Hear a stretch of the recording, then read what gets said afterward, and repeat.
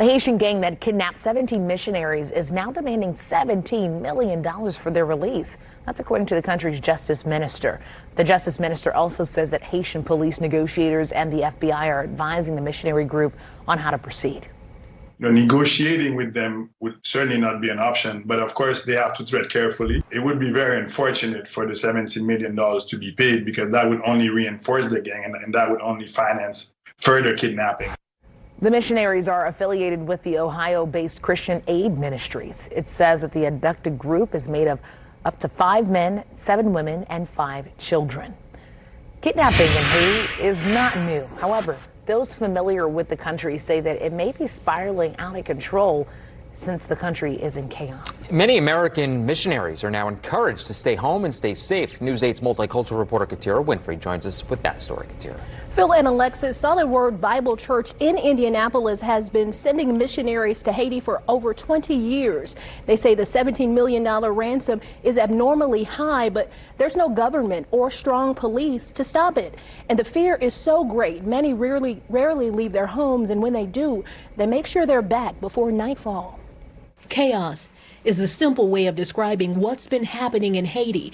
Basil Spencer is a pastor with the International Baptist Fellowship Church and says what's happening in Haiti is worse than war, because even in war there are rules, but there are none here. Panic, it's a total panic, because you don't know when gangsters will come and kidnap you. He works closely with the missionaries from Solid Word Bible Church in Indianapolis.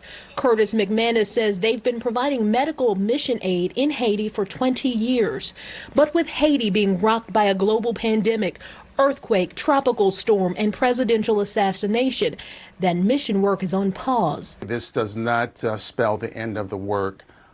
This is definitely a major hiccup for not just us. He and Spencer work closely together with families living in Haiti's mountain regions, bringing life-saving medication and aid to the people there.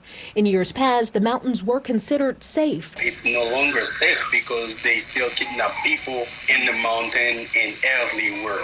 So there's no safe place in Haiti. Kidnapping is common practice for Haitian gangs, but typically once a bounty is paid, people are released.